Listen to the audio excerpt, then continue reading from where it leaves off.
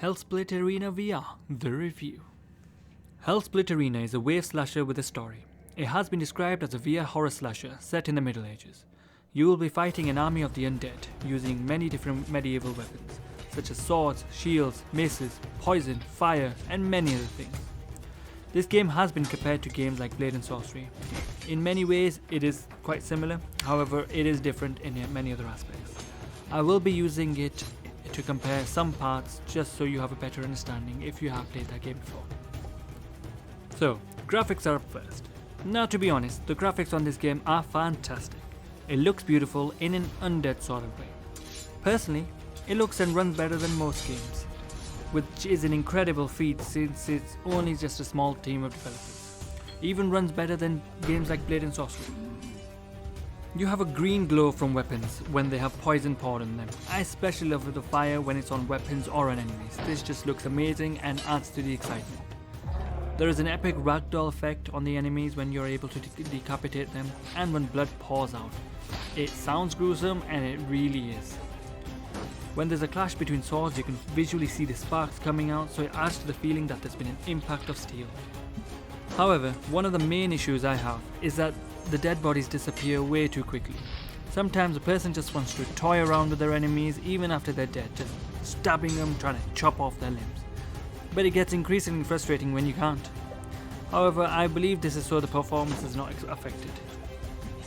The environment is another beautiful aspect of the game. However, the arena itself is quite small. I would have preferred a bigger environment, though I guess it can be helpful if you have a small play space to utilize the room scale. Let's move on to sound.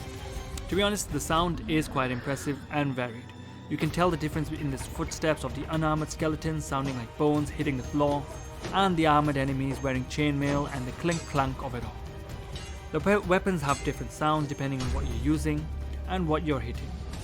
The music is more subjective. I don't find it really has that epic feel that you would want, and I prefer more tracks where you would feel like a badass. That being said, some soundtracks are reminiscent of the Mortal Kombat-ish soundtrack, which I think is a good thing, but that's limited, so I would have preferred a lot more of that. So, let's get to the real meat and potatoes of it all, and talk about the gameplay. Well, first thing I would like to mention is that it completely outshines its competition, in that it actually has a story with voice acting. Now, the story itself isn't anything Oscar-winning, but the fact that it has one at all is impressive. Clearly, the bar for these types of games is not very high when it comes to this aspect. The voice acting itself sounds a little bit cheesy, but to be honest, I would rather have it than not have it at all. At times, it can be nice just to get the praise you deserve. May not be able to get this in real life, but hey, I will give it where it's due. However, I will not talk about the story itself because I don't really like spoiling anything. But just to give you a brief background, you have been resurrected as you are the chosen badass to save the world. The game has been described as a horror, but it definitely is not. Unless you are frightened of skeletons walking around, it's as scary as a horror roller coaster for kids. So don't go into it thinking you're going to get scared. Now, another important factor which again beats the competition by just being there is that it has a progression system. The fact that every time you win, you earn gold, and then you can buy new weapons and armor, which is much needed for these types of games to avoid it getting stale too quickly. You can even see the gold in your chest getting bigger. I believe it goes up in 5,000 increments. You can also do bonus fights to earn more money. Although that being said, I don't think you need to, since you do get a decent size of gold. The dismemberment aspect of the game is fantastic and is very satisfying. However, I wish I could dismember specific sections of the body. I might just be a little bit sadistic, but the body parts are already predetermined, sad times. Though my biggest gripe with the dismemberment is that the bodies disappear very quickly after the enemy dies, as mentioned previously, so you can't really enjoy yourself for too long. There are a decent variety of enemies, where some of the same enemies in the later game get armor or better weapons. This is similar to your character upgrading. It makes the game a little bit more difficult and does vary a bit, so you can't just stab straight through an enemy or behead them if they're wearing that particular type of armor. Though one of the best details I have seen is that you can't just stab skeletons to kill them, since they can't really bleed to death. The enemies also can dodge your attacks and do something I like to call a roly-poly, where they roll dodge. This does vary the difficulty a little, but they don't do it enough, especially in the early game. That being said, a majority of the time you will be attacking the head since that does the most amount of damage. There is little reason to attack anything else. There are also environmental traps that you can use to kill the enemies, but usually it's more effort than it's worth. They don't really pose any real danger to you. Now if they did and chased you, that would make things a little bit more exciting. But alas, they're just there in case you just want a new inventive way to kill the enemies. To make the game a little bit more challenging, there is also a hardcore mode that is unlocked once you have finished the game. Now let's move on to some of the negatives in the game. The fight themselves, though being fun, are just way too easy. There should have been another mode that you could have selected before hardcore, which would make the fights a little bit more difficult. It's so easy that you get complacent with winning, and that starts to get a little boring. Now if you're a very casual gamer where you find it hard to win in most fighting games, then this will be perfectly fine for you. However, any more of a challenge than that will require you to unlock the hardcore mode. But for that you will have to complete the whole game first.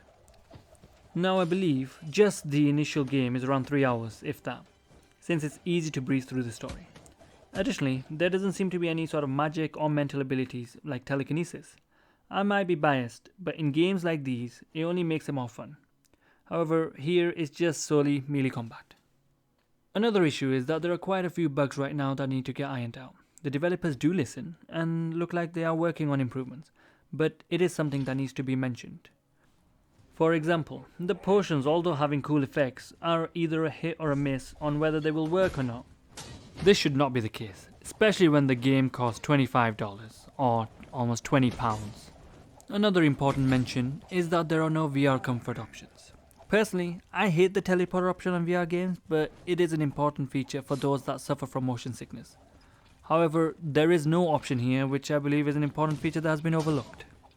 So, after everything is said and done, what do I think of Hellsplit Arena? Is it worth a buy? Personally, I think the game is a tad too expensive for what you're getting, but that's only if you're looking at the games in general. However, if you enjoy games like Gone or Blade and Sorcery, then I think you'll really enjoy this game. Perhaps even more because of the progression aspect and the fact that it has a story with voice acting, whereas many other games actually don't. So, I will give this game a 2-part recommendation. If you love games like Blade and Sorcery, then I will say it's a definite buy. Even though the gameplay itself is very different, the concept is more or less the same. If you're a casual gamer and want something new, then I say it's worth a buy on sale. Since it's very enjoyable, but games like these do get repetitive very fast. If the game was just $5 less, then I would definitely have given it a buy now. So it's up to you if you value your $5 or not. Overall, I think wait for a sale. Thank you for watching. Have a great day. See you next time.